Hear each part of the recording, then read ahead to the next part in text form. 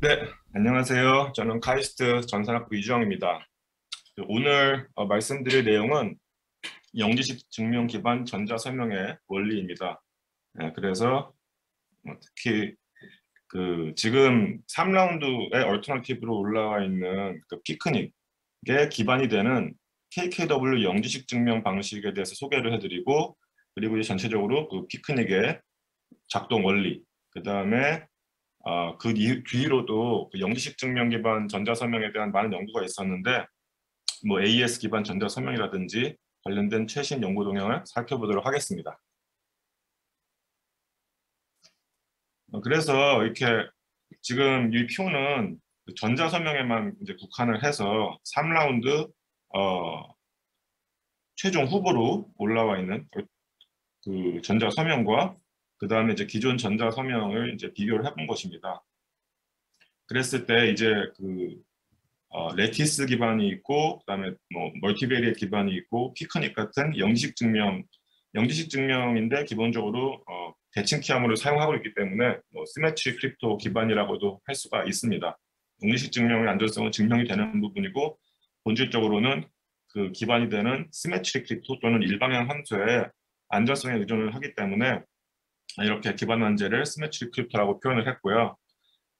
특성을 보시면은 뭐 전반적으로 기존 사용되는 RSA나 ECDS에 비해서는 좋지 않지만은, 일단은 이런 기존 알고리즘들이 이제 그 퀀텀 공격에 대해서 안전하지 않기 때문에 이제 저희가 아 이제 우리가 이렇게 포스트 퀀텀 크립토에 관심을 갖는 것이고, 특히 저희가 이제 이번 시간에 볼 내용은 이 피크닉 전자 설명인데, 장점으로는 공개키 비밀 키가 굉장히 작습니다. 심지어는 뭐 기존 알고리즘보다 작은데 서명 크기가 상당히 이제 크다. 그다음에 서명 크기와 서명 시간을 봤을 때는 트레이드오프가 있습니다. 그래서 서명 크기를 많이 줄이고자 한다면은 그때 서명 시간 또는 검증 시간이 많이 늘어나는 단점이 있다. 이런 부분이 좀 이런 특성이 있습니다. 그래서 장점은 안전성이 이제 최소화되었다. 뭐 블로가모나 일방향 함수의 안전성에 의존을 하고 있고, 어차피 공격키를 쓴다 하더라도 대칭기를 쓰지 않을 수 없는 이상은 어, 뭐 기본적으로 가장 최소화된 안전성 가정이다라고 볼 수 있습니다. 그리고 단점은 서명키가 매우 큰 편이다. 근데 뒤에 보시겠지만은 이 분야가 상당히 많은 발전을 이루면서 서명 크기도 상당히 많이 줄고 있다. 이렇게 말씀드릴 수 있겠습니다. 그래서 이제 영지식 증명 기반 전자서명의 구성 요소를 살펴보면은 크게 MPC in the head 방식의 영지식 증명. 이 부분은 어, 멀티 어, Secure Multi-Party Computation 프로토콜을 사용을 해서 그거를 영지식 증명으로 변환을 하는 방식입니다. 영지식 증명이라는 것은 어떤 지식을 알고 있다라는 것을 이제 증명을 하는 거잖아요. 어떤 지식을 증명을 한다는 얘기냐면은 fx는 y라고 하는 어떤 일방향 함수로 자신이 일방향 함수에 자신의 어떤 개인 키를 대입해서 그 결과값을 공개 키로 이제 공개를 하는 것입니다. 그 다음에 자신이 이 역상을 알고 있다라는 것을 이제 증명을 하고자 한다는 것이고, 이러한 영지식 증명을 이제 이후에 전자서명으로 이제 변환을 한다, 이런 얘기입니다. 그랬을 때 떤 일방향 함수를 사용하는가에서 뭐 블록 암호를 사용을 할 수도 있고요. 그러니까 예를 들어서 블록 암호를 만든 다음에 입력을 고정을 시키고 키가 하나의 출력을 이제 정할 텐데, 이 키를 어, 비밀값, 이 y값을 공개값으로 해서 이 블록 암호를 일방향 함수로 볼 수가 있다는 것입니다. 그래서 영지식 증명을 만들게 되면은, 영지식 증명은 대체적으로 뭐 프루버하고 베리파이어로 구성이 돼가지고 프루버가 먼저 뭘 던지면은 거기에 대해서 뭔가를 챌린지를 날리고 다시 대답을 함으로써 이 베리파이어가 얘가 진짜 어떤 비밀값을 알고 있다는 것을 확신을 하게 되는데, 이렇게 보통 3단계로 이루어져서 시그마 프로토콜이라고도 부릅니다. 시그마가 3패스처럼 보여서 시그마 프로토콜이라고 부르는데, 이것을 피아 샤미어 또는 언로 변환을 통해서 대화형 영지식 증명이죠. 이게 왔다 갔다 하니까 이것을 그냥 일방적으로 프로버가 한 번에 주는 방식, 비대화형 영지식 증명으로 변환하는 방법이 있습니다. 그리고 이 변환도 피아샤미어가 처음에는 퀀텀 모델에서 안전성이 확실치 않아서 언러 변환 등이 제한됐는데 최근에 피아샤미어 변환 자체가 퀀텀 세팅에서도 안전하다는 것이 증명이 돼서 피아샤미어를 편하게 쓸 수가 있을 것 같다. 이렇게 얘기를 드릴 수 있고 그렇게 한 상태에서 비대화형 영지식 증명 사실 비대화형 영지식 증명을 간단히 설명을 드리면은 얘가 뭔가를 던졌을 때 시작점에서 프로버가 예측할 수 없는 무언가의 챌린지를 던져야지만이 이 안전성이 보장이 되는 건데 그것을 이 프로버가 처음에 던지는 게 뭔가 별표라고 한다면 그놈의 해시 값이라고 생각을 할 수가 있어요. 해시 값으로 정의를 하면 그냥 비대화형 영식 증명으로 변환이 됩니다. 그러니까는 프로버가 뭔가를 별을 던진 다음에 받지 않고 베리파이한테 받은 거를 그 값의 해시 값으로 생각을 하는 거죠. 왜냐하면은 이 값을 먼저 내가 베리파이어가 뭔가를 이렇게 그 이후에 뭔가 던지는 이유는 이것을 보고 앞에 것을 조작할 수 없게 만들기 위해서 이 별표를 보고 뭔가를 받는 건데 이렇게 해시 값을 한 놈으로 챌린지를 정의해 버리면은 프로버 입장에서 뭔가 먼저 얘를 결정을 한 다음에 그 안에 거기에 해당하는 스타를 다시 되돌아가서 알아내고 이렇게 하는 게 불가능하다는 거죠. 조작이 불가능하다는 거죠. 그래서 랜덤 오라클 모델에서 이게 지금 작동이 되는 것이고 이러한 변화를 통해서 대화형 영지식 증명이 비대화형 영지식 증명으로 변환이 된다. MPC 인더 헤드 방식을 이제 좀 더 자세히 살펴보도록 하겠습니다. 살펴보기 전에 일단 다자간 연산에 대해서 살펴볼 텐데 이 다자간 연산은 90년대부터 많이 연구가 되었었고요. 실제로는 이 세팅 자체는 물리적으로 떨어진 3명의 참여자가 각자 자신의 어떤 개인적인 비밀 입력으로부터 어떤 정해져 있는 함수 f에 대해서 그 공통의 값 f of u, v, w를 계산하는 게 이제 다자간 연산의 가장 일반적인 목적입니다. 근데 서로 통신을 해가지고 최종적으로는 이제 공통의 어떤 값을 서로 다 이제 공유를 하게 되는 것인데 이 와중에 일단은 각 사용자 사이에는 이제 비밀 채널들이 있다고 이제 가정을 하고 보통은 프로토콜을 구성을 합니다. 그래서 참여자 U가 V한테 무언가를 얘기를 할 때 뭐 W가 못 듣는다고 가정을 해도 상관이 없다는 거죠. 서로 통신을 해가지고 하나하나 이렇게 이런 어떤 과정을 거쳐서 맨 마지막에 서로가 이 값을 알게 된다. 다만 저희가 뒤에 살펴볼 KKW라고 하는 프로토콜에 사용되는 MPC에서는 그 양자 간의 그런 채널 없이 그냥 각 참여자가 자기가 하고 싶은 얘기를 양쪽에 똑같이 이렇게 브로드캐스트 해도 상관이 없는 프로토콜이기 때문에 굳이 이런 스퀘어한 채널은 일단은 필요하지 않습니다. KKW에 사용되는 MPC에서. 자, 그러면은 기본적으로 이러한 다자간 연산이 제공해야 되는 안전성 요구 조건은 뭐냐 하면은 몇 사람이 공모를 해도 이 몇 사람이냐 하는 부분은 프로토콜의 성능일 것이고 프로토콜의 어떤 스레스홀드를 정해줘야 되는 부분이긴 합니다. 예를 들어서 지금 그리고 이 참여자의 숫자도 마찬가지인데 편의상 이 그림에선 제가 예제에서는 그냥 3명의 참여자가 그들의 어떤 뭔가를 계산하고 싶다라고 지금 가정을 하는 것이고 그 다음에 지금 2명의 참여자가 공모를 해도 이 나머지 1명의 비밀값을 이제 알 수 없어야 된다라고 하는 이 세팅을 지금 여기 그리고 있는 겁니다. 그렇게 되면 이제 이 다자간 연산은 2명의 공모에 대해서도 안전하게 되는 것이죠. 그러면 이제 이 2명의 공모를 한다는 것은 얘가 처음부터 시작하고 있는 U하고 V뿐만 아니라 뭐 여기서부터 서로 간의 어떤 오가는 메시지뿐만 아니라 W한테서 들었던 모든 메시지들까지 포함을 해서 얘네들이 이 모든 정보를 가지고 이제 W가 무엇인가를 이제 유추하고자 하는 것인데 이 공격 모델에서는 이제 그것이 안 된다는 것이 증명이 되면 이 다자간 변산이 안전하다는 얘기가 되는 것이고요. 그랬을 때 UV라고 하는 두 참여자의 초기 비밀 정보와 이 주고받은 모든 메시지들, 또 나머지 한 명에서부터 받은 메시지들을 다 모았을 때 얘를 뷰라고도 부르고 또는 트랜스크립트라고도 부릅니다. 트랜스크립트라는 것은 기본적으로 이 두 사람이 이 프로토콜에 참여해서 얻게 되는 모든 정보가 트랜스크립트라고 우리가 이해를 할 수가 있습니다.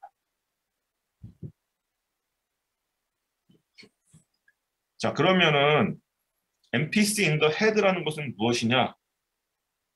이것은 이 모든 참여자들이 프루버의 머릿속에서 진행된다는 얘기입니다. 프루버의 머릿속에서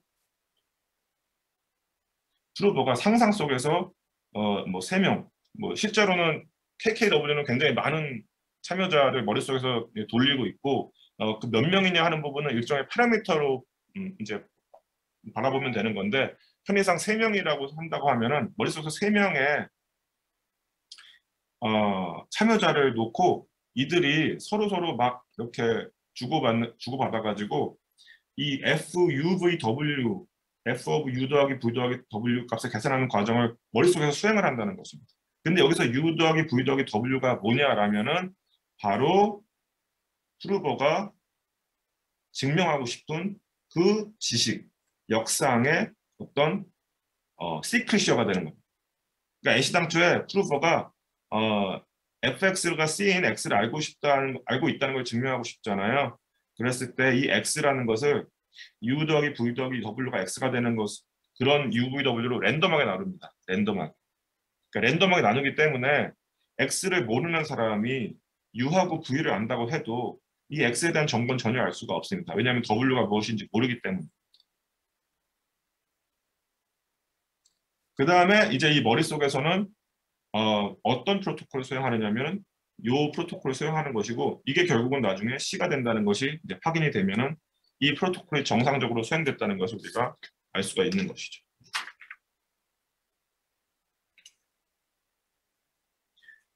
네, 그 다음에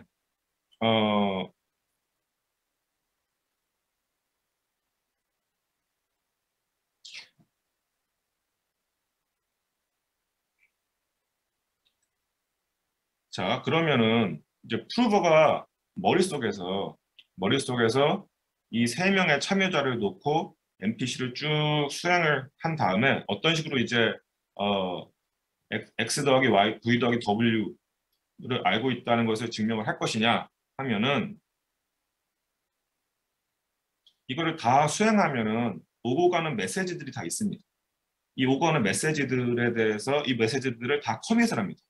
커미트먼트 스킴을 뒤에 짧게 한 장의 슬라이드로 소개를 해드릴 텐데 커미트먼트 스킴은 기본적으로 내가 무언가를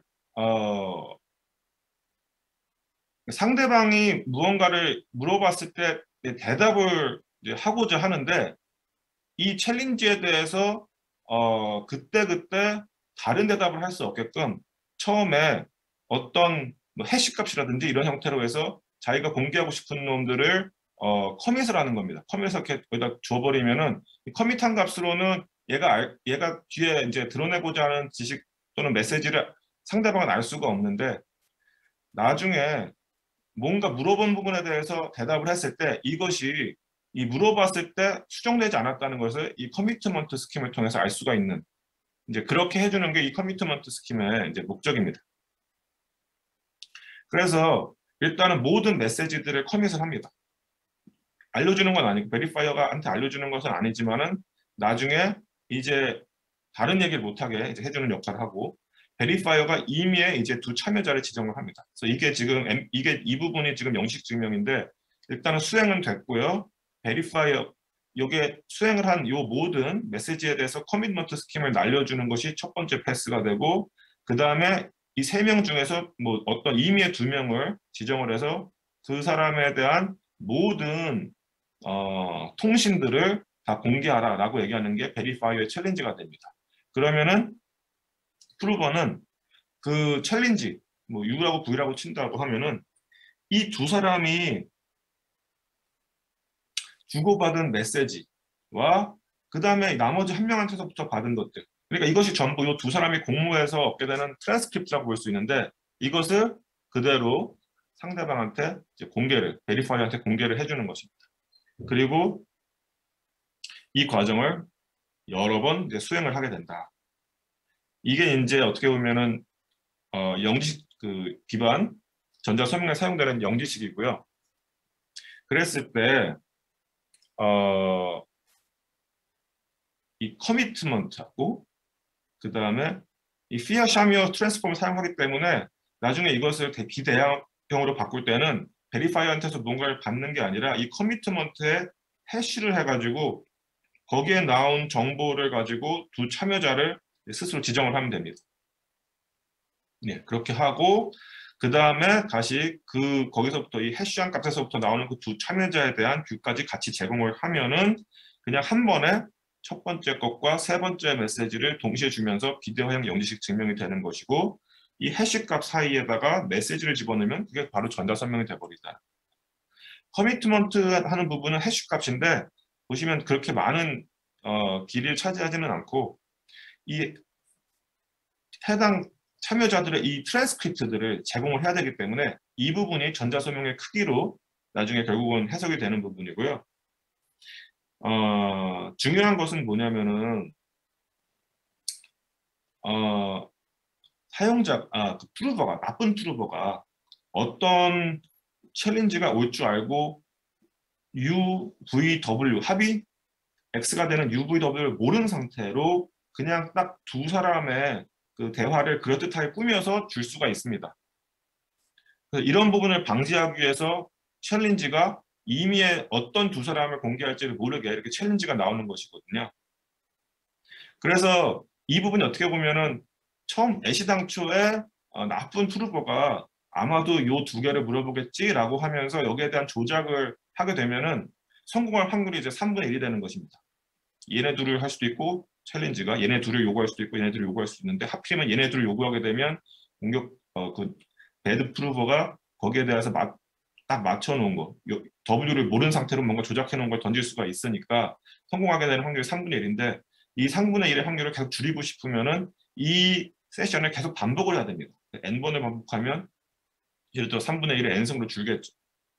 그래서 여러 번 수행해야 되기 때문에 그때그때마다 뷰를 제공해야 되기 때문에 굉장히 큰 어떻게 보면 전자 설명의 큰 부분을 이제 차지를 하게 된다. 이렇게 이해할 수 있겠습니다.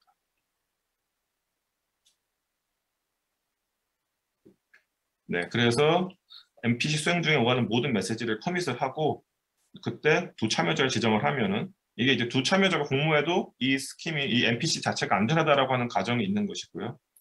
그럼 프루버가 해당 참여자의 뷰를 제공하는데 사실 얘네 둘이 주고받는 것을 제공할 필요가 없는 게 어차피 대부분 지금 KKWS는 MPC 같은 경우에는 처음에 초기 비밀 시드가 있고 그걸 통해서 계속 뭐 해시를 한다든지 어떤 주고받는 것, 그 다음에 상대방한테서부터 받는 것에 의한 함수로서 그냥 이리저리 결정이 되기 때문에 사실 이 모든 메시지들을 제공할 필요는 없고 초기에 그것을 만들어주게 하는 그 UV만 주면 되고요.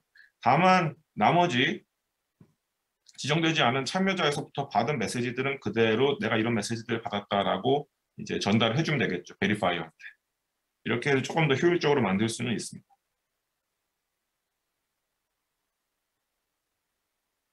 그러면은 이제 이 MPC in the head의 안전성을 살펴볼 텐데 MPC in the head라는 것은 바로 뭐냐면은 영지식 증명으로 만든 거죠. 그래서 프루버하고 베리파이어가 있는 세팅으로 우리가 만든 겁니다. 그러면은 이제 프루버가 fx는 c가 되는 x를 알고 싶다라는 걸 증명을 하는 것이고 이걸 통해서 이제 오가는 증명이 되는데 안전성 증명을 하려면 베리파이어가 나쁜 경우에 대해서 나쁜 베리파이어에 대해서 안전성, 나쁜 프루버에 대한 안전성인데 나쁜 베리파이어에 대한 안전성은 어떤 것이냐면은 이 프루버가 갖고 있는 이 X를 알아내고자 하는 베리파이어가 나쁜 베리파이어죠. 그런데 이 베리파이어는 그 두 개의, 세 명 중에 두 명의 사용자에 대한 뷰를 요구할 수 있기 때문에 이 NPC가 그 두 명의 사용자의 공모에 대해 안전하게 설계가 됐다면은 베리파이어 입장에서는 나머지 한 명의 안전성 그 비밀값을 알 수가 없다는 겁니다. 그러니까 지금 처음에 U하고 V하고 W를 가지고 설명을 시작했고 이 더한 게 X가 되는 건데 U하고 V 그리고 모든 그 이후의 통신들을 알아도 이 W에 대한 것을 알 수 없다는 것이 이제 MPC를 설계할 때 우리가 증명하는 부분이거든요. 그렇게 되면은 UV를 알아도 전혀 X에 대한 정보를 베리파이어가 알 수 없게 된다는 것입니다. 그 다음으로는 이제 나쁜 프루버에 대한 안전성을 생각을 해볼 텐데 나쁜 프루버라는 것은 바로 뭐냐면은 X를 모르는 상태인데도 베리파이어가 자기를 인증하게 만들고 싶은 사람이 이제 나쁜 베리파이어죠. 근데 기본적으로 이렇게 생각을 해볼 수가 있습니다. 이 세 사람이 이제 이렇게 서로 NPC를 수행하는 것 중에서 베리파이어가 두 개를 이렇게 요구를 하는데 프루버 입장에서는 어느 두 사용자를 자기가 이제 공개하라고 요구받을지 이제 모르는 상황인 것이죠. 그런데 그 상황이 여러 번 반복이 돼야 되는 건데 한 번도 걸리지 않으려면은 모든 NPC를 정상적으로 수행을 해야 된다는 겁니다. 그렇게 해서 U 더하기 V 더하기 WF 값이 C가 된다는 걸 나중에 베리파이어한테 보여야 된다는 거죠. 그 얘기인즉슨 애시당초에 프루버가 U하고 V하고 W가 없었다면 할 수가 없었을 것인 거고 그 얘기인즉슨 프루버가 이제 기본적으로 이 역상 C에 대한 F의 역상을 알 수밖에 없었다. 뭐 이렇게 우리가 이해를 할 수가 있는 겁니다.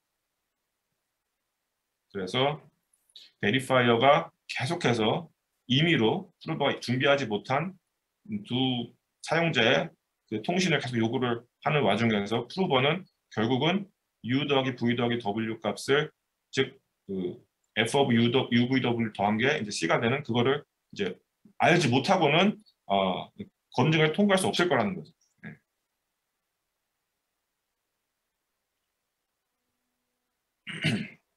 커미트먼트 스킴을 이제 뭐 간단히 또 좀 잘 들어보지 못한 분들도 있을 것이고 하기 때문에 말씀을 드리면은 이것도 굉장히 오래전에 나왔던 얘기고요. 뭐 80년대 나왔던 얘기고 뭐 가장 잘 알려진 예로는 뭐 전화를 통해서 동전 던지기를 하고 싶다. 뭐 동전 던지기 축구 경기 같은 거 할 때 하잖아요. 그래서 뭐 이렇게 동전 던지면은 뭐 앞면이 나올 수도 있고 뒷면이 나올 수도 있는 건데 이거를 이제 모르는 상태에서 딱 가려놓고 상대방이 앞면이다 뒷면이다 맞춘 다음에 이제 손을 열어보면은 이제 맞췄는지 안 맞췄는지를 알 수가 있는 게 동전 던지기 뭐 일종의 게임 같은 건데 이 동전 던지기를 전화상으로 할 수 있겠느냐? 나는 내가 동전 던져놓고 이제 상대방이 뭐라고 이제 게스를 했을 때 내가 그때 결과를 뭐 거꾸로 알려줄 수도 있는 것이고 뭐 그렇죠? 어, 공정하게 될 수가 없다는 것이죠.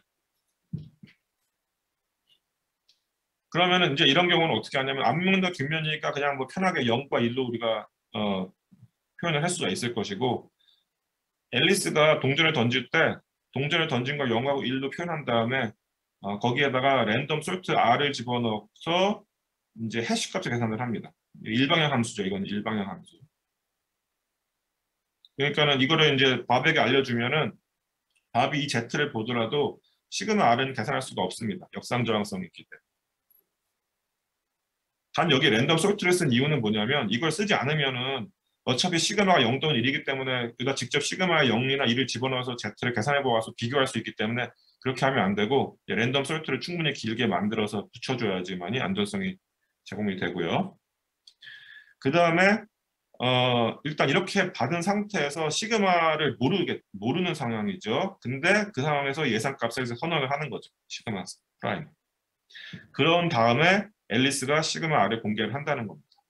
그러니까 예상값을 선언을 한 다음에 앨리스가 이 시그마 프라임이 아니게끔 만들고 싶을 텐데 처음에 이 커미트먼트를 이렇게 만들었기 때문에 시그마 R은 Z를 주는 시그마 R은 애시당초에 정직하게 만들었으면 나중에 얘를 줄 수가 있을 텐데 밥이 이 해시 값이 Z가 되는지 확인을 할 거거든요.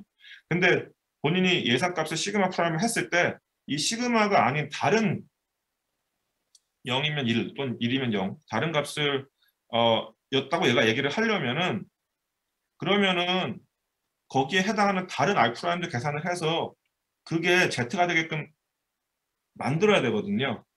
근데 이렇게 된다는 얘기는 애시당초에 앨리스가 이 해쉬에 대한 충돌성을 찾게 된 것이고, 충돌 저항성이 있다고 한다면은 밥의 예상값을 받은 이후에 앨리스가 애시당초에 만들었던 시그마를 바꾸는 것은, 바꾸면서도 밥이 해시값을 비교했을 때 같게 만드는 것은 이제 불가능하다, 이런 얘기입니다. 그래서 이런 식으로 앨리스하고 밥이 공정하게 동전 던지기 게임을 할 수가 있다는 겁니다. 그래서 이런 커미트먼트 스킴을 저희 영주식점에서 사용을 하는데, 실제로 여러 개의 값을 동시에 커밋하는 것도 가능하고요. 그 경우에는 이렇게 머클 트리를 사용할 수가 있습니다. 그러니까 내가 커밋하고 싶은 값들이 여러 개가 있으면은 그것을 해쉬를 하고 다시 모아서 해쉬하고 모아서 해쉬해서 맨 마지막에 해쉬값 하나만 던져줘도 됩니다.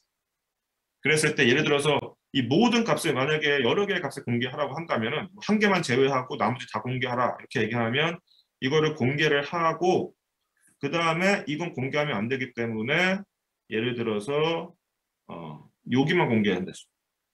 여기 공개하고 그 다음에 여기만 따로 주면은 밥 입장에서는 해쉬해서 해쉬 해가지고 해쉬한 다음에 요 놈하고만 이렇게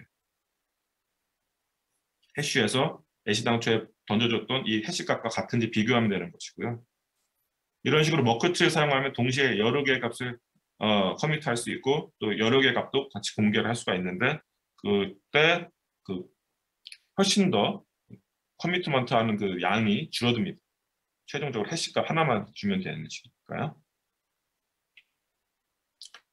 다시 이제 MPC로 돌아와서, 그러면 이제 MPC를 어떻게 이제 설계를 할 것이냐, 어떤 형태로 MPC를 만들 것이냐, MPC in the head에서 어떤 MPC를 쓰느냐, 이제 이런 얘기인데요. 기본적으로는 MPC in the head에서는 이런 식으로 사용을 할 겁니다. 그러니까 사용자가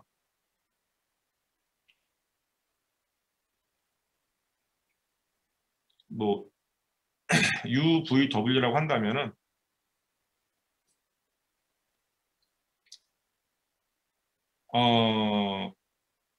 그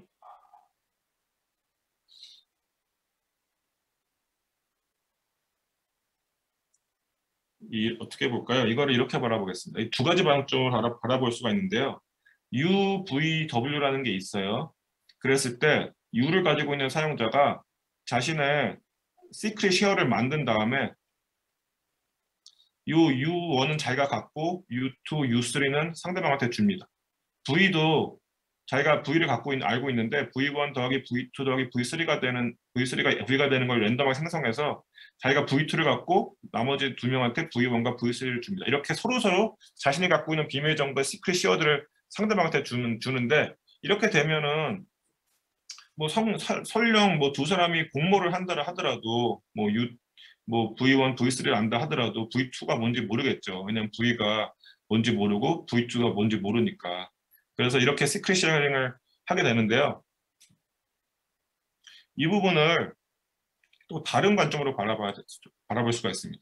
이게 지금 두 가지 관점이 있어서 이제 첨자도 보통 두 개가 나오고 이러는데, 첫 번째는 사용자가 이렇게 여러 명이 있는 것이고, 그 다음에 우리가 계산하고자 하는 이 회로가 있을 거 아닙니까? 회로가 있으면 여기 다 입력 서킷들의 그 와이어들이, 입력 와이어들이 쭉 있을 것이고 출력 와이어들이 있습니다. 그랬을 때 어떻게 볼 수 있냐면 이 서킷 하나당 각 사용자들이 이 값에 대한, 여기 입력 값에 대한 어떤 시크릿 쉐어들을 이제 가지고 있다. 이렇게 세팅을 우리가 이해할 수도 있습니다. 이제 우리가 계산하고자 하는 모든 이런 여기가 이제 역상이 되겠죠. 역상에 대한 비밀 값들을 쉐어하고 있는데, 사실은 이 x 하나하나가 n비트니까 이거 비트 단위로 쪼개면은 결국 여기 다 하나하나 다른 0 또는 1을 캐리하는 와이어들이라고 생각을 하면은 각 와이어들마다 하나 이제 비밀 분산이 된다고 볼 수가 있는 거거든요. 가장 기본적인 그림은 이 와이어의 각 입력값 x에 대해서 사용자가 이 하나에 대한 x에 대해서 모든 사용자가 시크릿 이제 하나씩 갖게 되는데 x1, x2 이렇게 n명의 사용자가 이렇게 하나씩 받는 거를 이 첨대를 쓰지 않고 그냥 일반적으로 이렇게 표현을 하겠습니다. 이게 이제 어떤 시크릿 쉐어를 표현하는 것이고 이 시크릿 쉐어 같은 경우에는 n명의 사용자가 n-1명의 사용자가 공모를 해도 요 놈이 어떤 값인지 모르기 때문에 x에 대한 정보를 알 수가 없다. 우리가 알 수 있습니다. 그 다음에 어떤 식으로 그러면 이제 이 f가 생기냐면은 결국 모든 불리한 함수는 XOR 또는 뭐 AND 게이트를 사용을 해가지고 순차적으로 이 어떤 임의의 불리한 함수가 계산이 되는 것이고 뭐 블록함수도 마찬가지고 모든 함수는 그냥 불리한 함수로 표현할 수가 있습니다. 그러면 XOR하고 AND하고만 사용을 해서 우리가 표현을 할 수가 있는데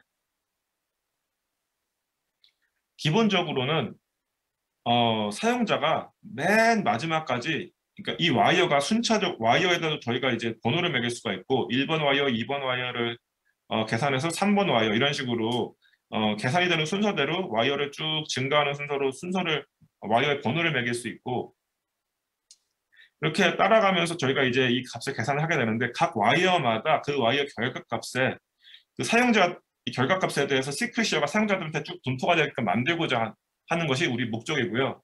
그래서 맨 마지막에 이 결과값에 대해서도 이 각 사용자들이 이 결과값에 대한 각각의 시크릿 쉐어를 알 수 있게 만들고 싶은 것이 이 MPC의 목적입니다. 그렇게 만들고 싶은 거고 그렇게 됐을 때 이 맨 마지막에 대한 시크릿 쉐어에 대해서만 서로 공개를 해버리면은 그러면은 이제 이 마지막 결과값만 서로가 협동해서 알아낼 수 있게 된다는 거예요. 중간에 대한 이 시크릿 쉐어들은 각자만 갖고 있고 서로 공개하지 않고 그러면은 맨 초기 단계에 있는 이 시크릿 쉐어들을 가지고 맨 마지막 값에 있는 시크릿 쉐어를 어떻게 계산을 할 것인가 했을 때 AND 같은 경우에는 쉽게 우리가 계산을 할 수가 있습니다. x하고 y를 통해서 뭐 z가 나온다. z는 x 더하기 y가 되겠죠. 그랬을 때 각 사용자가 시크릿 쉐어 x, y를 갖고 있다면은 이 z에 대한 시크릿 쉐어는 그 어떤 통신 없이 자기 스스로 계산할 수가 있습니다. 그냥 자기의 시크릿 쉐어를 더하면 됩니다. 이렇게 되면은 이것들을 모든 사용자가 모았을 때 이게 그냥 x 더하기 y가 되기 때문에 이 하나하나가 각 사용자의 시크릿 쉐어가 됩니다. 중요한 것은 이제 가장 문제가 되는 부분은 곱하기입니다. 내가 이 입력값에 대한 시크릿 쉐어 x를 알고 이 입력값에 대한 시크릿 쉐어 y를 알고 있을 때 이걸 가지고 곱한 놈에 대한 시크릿 쉐어를 계산할 수 있을까? 이게 안 되기 때문에 이것을 계산하는 와중에 사용자 간에 어떤 통신이 발생하게 됩니다. 그래서 이 통신이 결국은 나중에 트랜스크립트로 이어지면서 서명 크기가 되는 것입니다. 그래서 곱하기가 결국은 서명 크기에 결정적인 영향을 주고 일방향 함수를 만들 때에도 불리한 함수로 표현했을 때 곱하기가 적은 것이 유리하다. 이렇게 우리가 이해할 수 있게 된다는 거죠. 자, 그러면은 이제 KKW 카츠하고 뭐 세 사람이 이제 이 설계자의 이름을 따서 KKW MPC라고 부르고 이것이 맨 초기 버전에는 사용되지 않지만 이후에 3라운드 넘어가면서 이것이 이제 효율적이라는 것이 밝혀져서 지금 현재 3라운드 후보의 피크닉에는 이 KKW MPC가 MPC in the head로 변환돼서 적용되고 있습니다. 그러면 이제 KKW는 뭐냐면은 이제 프리 프로세싱 기반 MPC입니다. 그래서 사용자가 이제 이 경우에 사용자가 굉장히 많습니다. 뭐 굉장히 많은 사용자들이 이렇게 뭐 n이 빼면 될 텐데요. 서로 통신을 이제 하면서 이렇게 자신만의 어떤 그 비밀 값을 가지고 이제 이렇게 주고받으면서 뭐 F에 대해서 어떤 값을 계산을 하겠죠. 그 시가 되는지를 확인을 할 건데 이때 프리 프로세싱이라는 건 뭐냐면은 사전 단계가 있어서 사전 계산 단계에서 뭔가 어떤 람다들이 쭉 어떤 비밀 값들이 생성이 돼가지고 이게 각 사용자한테 이렇게 배분이 된다는 얘기입니다. 근데 이제 사용자가 배분이 될 때 나중에 이제 베리파이어가 어떤 통신을 이렇게 공개하라고 요구할 때는 이 부분은 공개가 되는 게 아니라 여기서만 공개가 되는 것이고요. 그러면 이 부분이 정직하게 잘 제너레이트 돼서 배분이 되었느냐? 이 부분을 확보하기 위해서 굉장히 많은 세션을 연 다음에 일부 세션에 대해서는 사전 계산이 잘 됐는지만 확인을 하고, 그 다음에 이 트랜스크립트를 공개하라고 하는 세션은 사전 계산을 공개하지 않습니다. 나머지 세션에 대해서 또 일부러 선택해서 그 중에서 뭐 이렇게 뭐 누구의 트랜스크립트를 공개하라, 이런 식으로 이제 진행이 되는 게 형식 증명이 됩니다. 그래서 결과적으로는 베리파이어 프루버 입장에서는 이 사전 계산도 정직하게 해야 되고, 그 다음에 이 MPC 프로토콜 수행도 정직하게 해야만 합니다. 이제 그렇게 강요하게끔 설계가 되어 있고요. 그러면 이제 어떤 아이디어가 있느냐? 가장 기본적인 아이디어는 각 회로에 랜덤 마스킹, 그러니까 저희가 계산하고자 하는 회로가 있겠죠. 그럼 여기에 이제 뭐 두 개가 어떤 값이 들어가서 뭐가 나오고 이게 들어가는데, 실제 액츄얼한 값들이 있을 것이고, 그게 이제 C를 만들겠죠. 근데 이 KKW에서는 이 각 와이어마다 랜덤한 마스킹을 줍니다. 다 다른 마스킹이고요. 랜덤 인디펜던트한 마스킹을 주고요. 맨 마지막에도 인디펜던트하게 이 입력 출력 값이 마스킹이 됩니다. 마스킹을 이제 제너레이트 한 다음에 이 마스킹에 대한 시크릿 쉐어들을 각 사용자들한테 주는 겁니다. 그러니까 각 사용자들은 각 와이어에 대해서 람다라는 게 랜덤한 값이 마스킹이 결정이 되었다고 하면 거기에 대한 시크릿 쉐어들만 이제 배분을 받는 것이죠. 그래서 얘네들이 전부 다 공모를 했을 때만이 이 랜덤 마스킹이 뭔지 알게 되는 것이고, N-1명이 공모하더라도 절대 람다가 뭔지를 알 수가 없습니다. 애시당초 람다가 랜덤하게 결정이 돼가지고 분배가 되고 쪼개진 거기 때문에 이 람다 N을 모르는 한은 람다에 대한 정보를 알 수가 없다. 그 다음에 어떤 원리냐면, 맨 처음에는 입력에 대한 그 마스킹에 대한 람다들은 서로 다 공개를 합니다.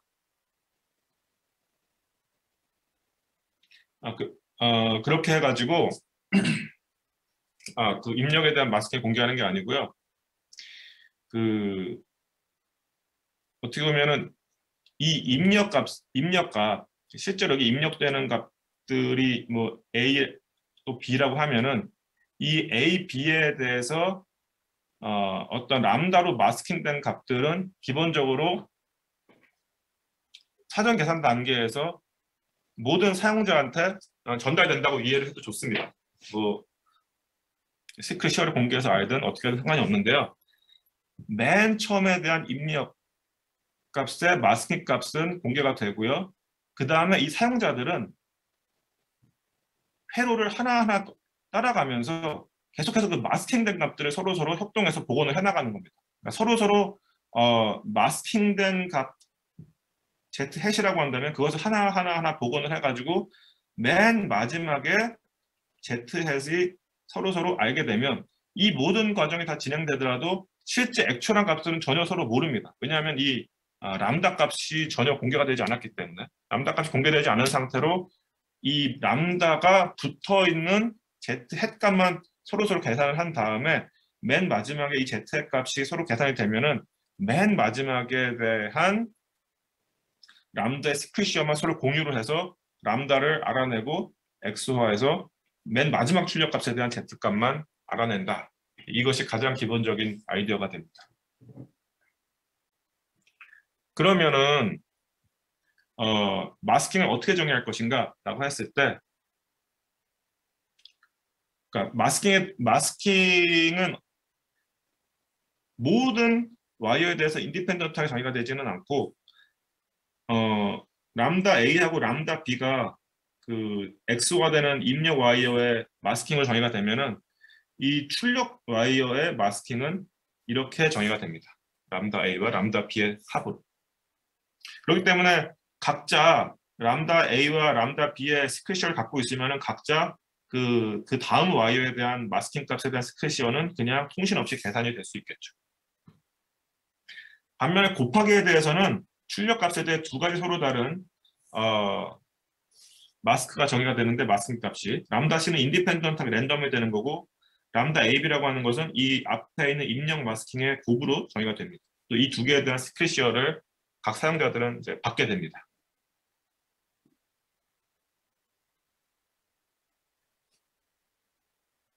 자, 그러면은 이제 어떤 식으로 이 KKW가 진행이 되느냐면은 각 입력 와이어의 입력값 Z에 대해서 이 Z에 랜덤한 마스킹이 붙은 Z 햇이 모든 사용자한테 주어집니다.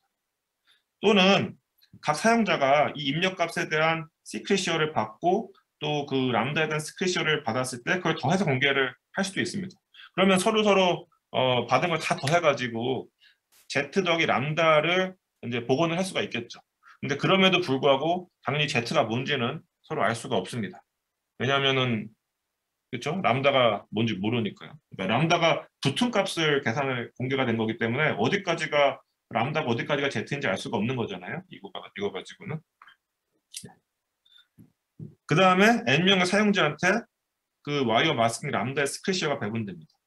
앞에서 말씀드린 이렇게 정의가 되는 이렇게 마스킹을 정의를 하고 이렇게 마스킹을 정의를 하고 이런 여기는 배분할 필요가 없는 것이고요. 왜냐하면 여기하고 여기에 시크릿시어가 정의가 되면 자동으로 결정이 되는 거고 단 곱셈에 대해서는 또 역시나 이 두 가지 독립적인 랜덤 마스크 값과 그다음에 곱셈에 대한 마스킹 값이 결정이 돼서 이것들은 랜덤하게 분배가 돼요.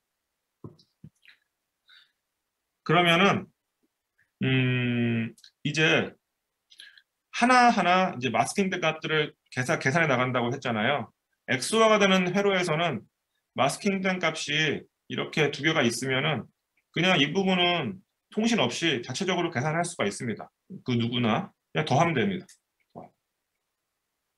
왜냐하면은 여기가 이게 ZA 더하기 람다 A고 이게 ZB 더하기 람다 B라고 하면은 얘가 얘 두 개 더하면은 ZA 더하기 ZB 더하기 람다 A 더하기 람다 B가 되는데 이 람다 A 람다 B가 이 와이어의 마스킹 값으로 정의가 됐기 때문에 실제 계산값 더하기 마스킹이 되는 거라서 이게 바로 ZC의 햇이 된다.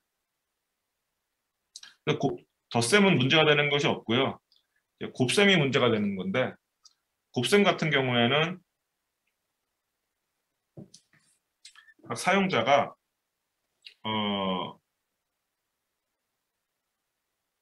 통신을 해야 됩니다. 여기서. 그래서 여기서 이제 통신량이 나오는 건데 ZA 햇하고 ZB 햇은 서로 다 알고 있는 서로 합동으로 계산해 나가는 과정에서 알게 되는 값이고요. 그 다음에 각 사용자가 이 람다 B의 그 자기의 시크릿시어와 그다음에 람다 A에 대한 자기의 시크릿시어, 람다 AB에 대한 시크릿시어, 이 시크릿시어를 다 계산을 해가지고 이렇게 곱하고 더해서 이 부분을 공개를 한다는 겁니다. 그러면은 얘를 모으면 어떻게 되느냐면은 얘를 각 사용자가 다 서로 받았을 걸 다 더하게 되면은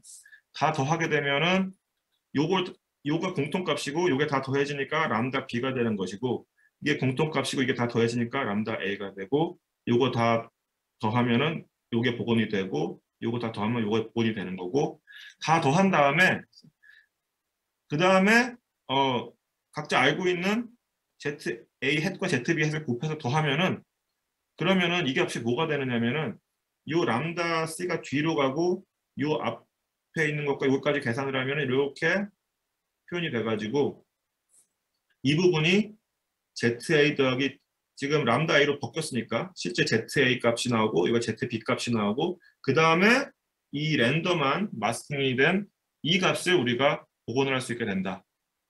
ZC 햇 값을 복원할 수 있게 됩니다.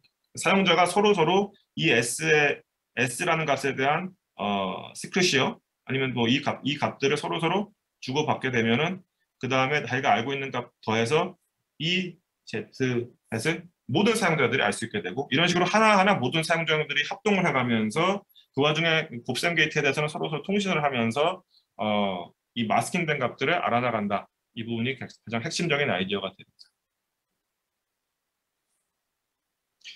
네, 그리고 이제 KKW MPC 안전성 증명은 이제 시간 관계상 간단히 설명을 하면은 안전성 증명이라는 것은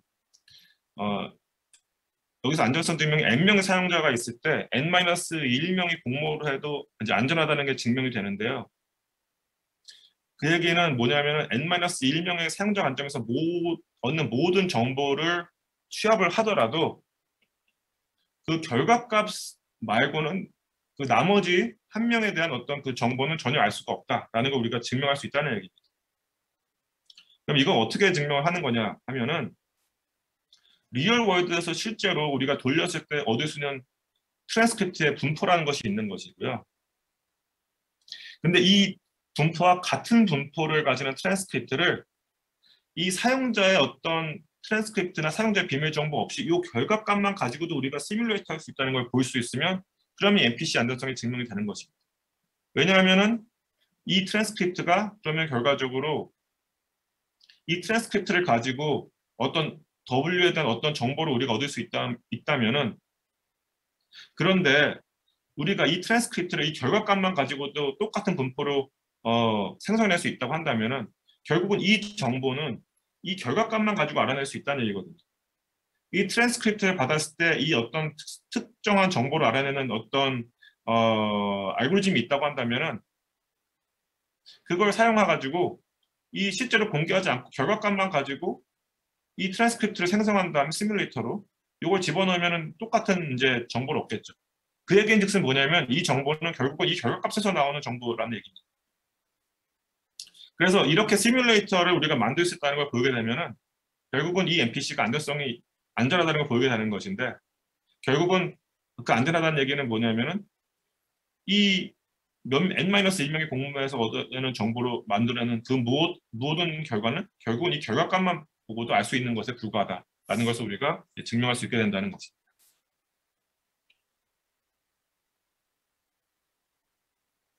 네, 그렇게 해서 KKW 안전성 증명을 할 때 리얼월드에서 트랜스크립트들이 어떤 식으로 이제 구성이 되느냐, 대부분의 트랜스크립트들이 다 랜덤하게 생성이 된다는 것을 우리가 알 수 있고, 아니면은 어떤 특정한 식을 만족하게 돼야 된다는 걸 우리가 알 수 있어서 실제로 리얼월드에서 트랜스크립트를 어떤 그 사용자에 대한 비밀 정보 아는 거 없이 그냥 랜덤하게 구성을 이렇게 랜덤하게 만들어도 전혀 이상해 보이지 않게 한다는 걸 우리가 이제 증명을 할 수 있게 된다. 이것이 안전성 증명의 핵심이 되겠습니다. 그래서 이제 로우 MC 같은 경우에는 지금 이제 이렇게 해서 저희가 KKW 그러니까 그 피크닉에 기반이 되는 영지식 증명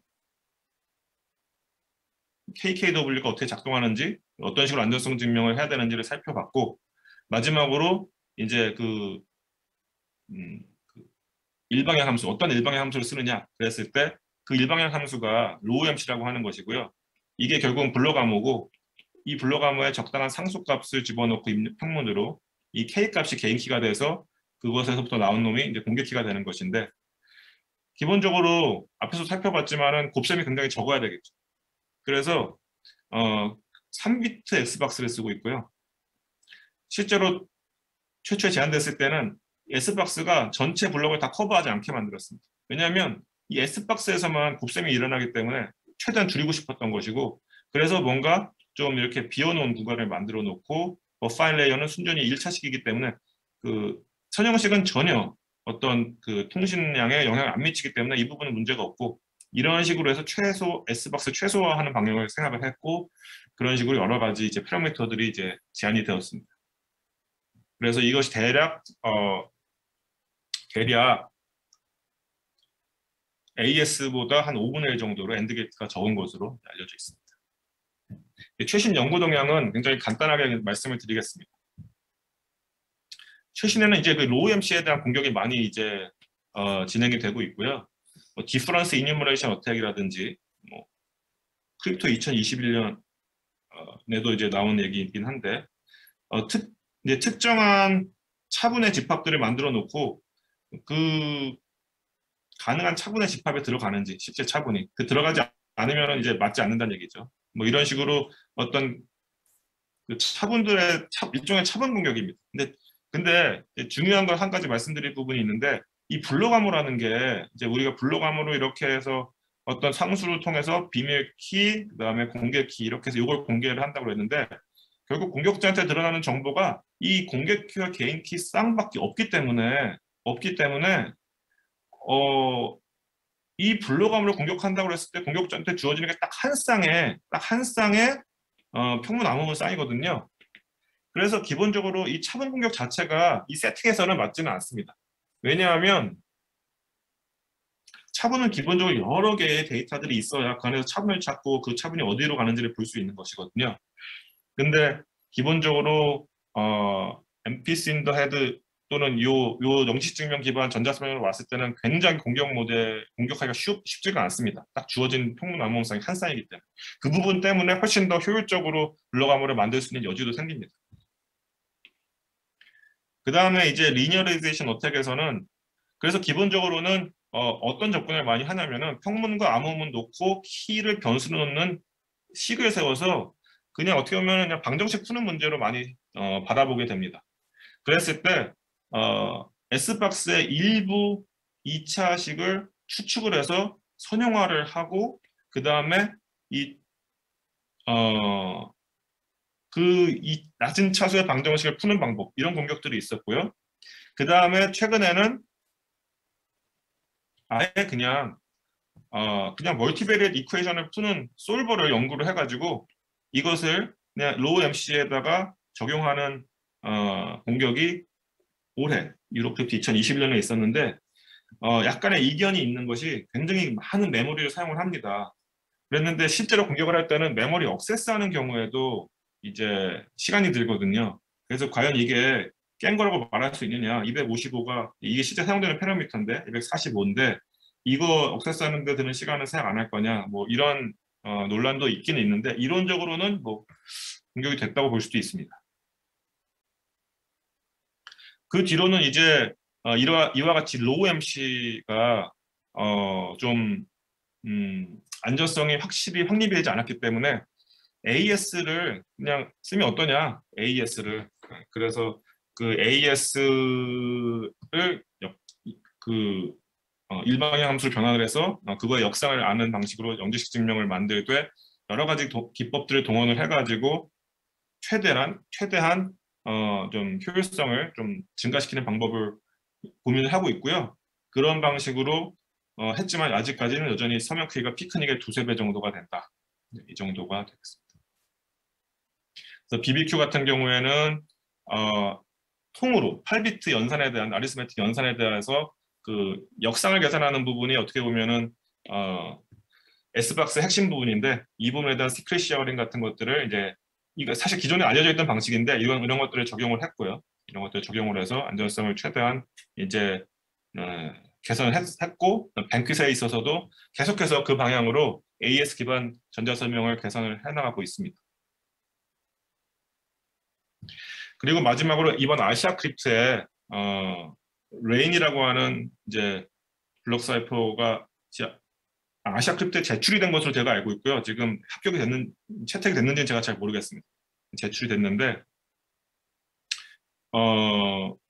통으로 아주 큰 인버스 연산을 S박스로 사용을 해가지고 블록 암호를 만들고 키는 스케줄 없이 한 개만 쓰고 근데 이 키에 대해서 X는 고정하고 이 Y를 주는 이런 형태로 이제 그 일방향 함수를 만들어서 이걸 레인이라고 부르고 이것에 기반한 이제 영식 증명을 레이니어라고 하는데 이것을 이제 제안을 한 것이 제가 알기로는 거의 가장 최근에 연구 결과가 되겠습니다. 이 부분은 생략을 하고 그래서 마지막으로 이제 말씀을 드리면은 성능을 비교했을 때 지금 이제 피크닉이 이제 시그니처 사이즈가 이제 여기까지 이제 떨어졌고요. 물론 이제 이거 트레이드오프가 있습니다만 이 부분은 이제 예전 거니까 신경 안 쓰셔도 되고 3라운드에 있는 피크닉에서는 이제 거의 12,000바이트까지 12kB까지 떨어졌고 AES 같은 경우는 이제 약간 좀 크긴 하지만 뱅킷으로 가면서 이것도 꽤 많이 떨어졌고요. 물론 이렇게 떨어진 데는 굉장히 이게 커졌기 때문에 공정한 비교를 하려면은 뭐 요렇게 비교를 해야 맞을 것 같아요. 여전히 좀 크고요. LS AES 같은 경우는 이제 S박스를 키운 AES 같은 경우 라운드를 줄이고 레인 같은 경우에 이제 극도로 서명 사이즈만 줄인다고 봤을 때는 서명 사이즈를 줄인다고 해도 이거를 반으로 줄였을 때 이게 반으로 커지는 게 아니라 어느 한계 이르면 줄이면 줄일수록 얘가 극도로 커져서 의미가 없어지는 경우가 생기는데 일단은 5kB 이하로 떨어졌다. 최초로 5kB 이하로 떨어뜨렸다라고 하는 게 이 사람들의 이제 어떻게 보면 자랑입니다. 그래서 보시면은 이제 제가 보는 개인적인 관점은 이부 분야가 굉장히 빠르게 발전을 하고 있다. 실제로 리스트에 들어간 이후에도 3라운드로 가면서 많이 변했고 그 뒤로도 계속해서 새로운 것들이 나오면서 서명 크기가 급속도로 작아지고 있다. 그래서 어떻게 보면 좀 굉장히 전망이 좋은 분야가 아닌가 이렇게 생각을 하고 있습니다. 네, 여기까지 들어주셔서 감사합니다. 네, 이주영 교수님 수고 많으셨습니다. 네, 그 제로널리지의 아주 기초적인 것부터 최근 트렌드까지 요약을 잘 해주셔서 꽉 찬 알찬 강의였던 것 같고요. 질문이 하나 중간에 들어온 게 있습니다. 제 질문을 모두를 위해서 한번 읽어드리겠습니다. 기존 공개키 기반 전자서명 기법들하고 비교할 때 비밀키 기반 전자서명 기법 또는 영지식 증명 기반 전자서명 기법들이 부인 방지를 안전하게 제공할 수 있을지 거기에 대한 질문이 들어와 있습니다. 답변을 좀 간단히 부탁드릴까요? 네네. 글쎄요, 제가 그 non repudiation에 대한 그 안전성 증명을 보진 않았지만은 비밀키 기반 전자서명이라고 해서 이제 이것이 뭐 맥이라든가 이렇게 뭐 상대방 서로 상호 간에 같은 키를 사용하면서 증명하는 그 서명하는 방식이 아니기 때문에 다만 안전성 그 근거되는 문제가 비밀키 대칭키에서의 영상 저장성 같은 걸 얘기한다 뿐이고 모든 안전성 개념은 전자서명과 동일하기 때문에 당연히 non repudiation 특성도 이제 제공을 한다고 이제 볼 수 있을 것 같습니다. 네, 감사합니다. 시간이 많이 좀 지났는데요. 제가 학생들을 위해서 아주 간단한 질문 하나만 여쭤보겠습니다. 가능한지 모르겠는데요. 우리가 보통 영지식 증명을 처음 공부할 때 그 케이브맨 이그젬플을 많이 보잖아요. 슈나의 어플라이드 크립토그래피에 있는 동굴 네. 속에 사람이 있고 네, 네, 인터랙티브한 제너럴리지 프로프를 할 때 하잖아요. 네, 네. 그게 넌 인터랙티브한 경우에 케이브맨 같은 그런 이그젬플을 좀 할 수 있을까요? 케이브맨에 구현이 되면 더욱 좋겠지만 혹시 그런 게 있으면 아, 가능할까요? 넌 인터랙티브한 것을 약간 그런 형태의 비유적인 설명이 네, 그렇죠. 가능하냐? 음, 전 잘 못 한번 본 것 그렇게 같아서. 네. 어떻게 이제 그 일종의 해시를 해서 상대방의 챌린지를 자신의 커미트먼트의 해시로 상대방의 커미트먼트를 정의를 하는 네. 것이고 그렇게 해서 이제 상대방의 챌린지를 내가 먼저 결정하고 거기에 대한 앞선 커미트먼트를 정하지 못하게 해시를 하는 역할을 하는 건데요. 그 부분이 이제 뭐 동굴 속의 어떤 그런 네. 비유에서 어떤 형태로 되면 좀 알기 쉽게 이해가 될 수 있을지는 제가 앞으로 고민을 좀 해보겠습니다. 케이브맨으로 쉽지는 않을 것 같다는 생각은 좀 듭니다만은 예, 네. 예, 혹시 그런 게 있으면 조금 더 학생들이 동기부여가 잘 될 것 같아서 예, 한번 예. 생각을 해봤고요. 네. 질문이 또 들어와 있습니다. 저기 MP를 위해서는 TTA가 필요하므로 이 방식은 어렵지 않을까? 이게 음, 혹시 보이시나요? 이주영 교수님도? 예, 예, 보이고 있습니다. 예, 네. 보고 있거든요. 네, NP라는 게 어떤 의미죠?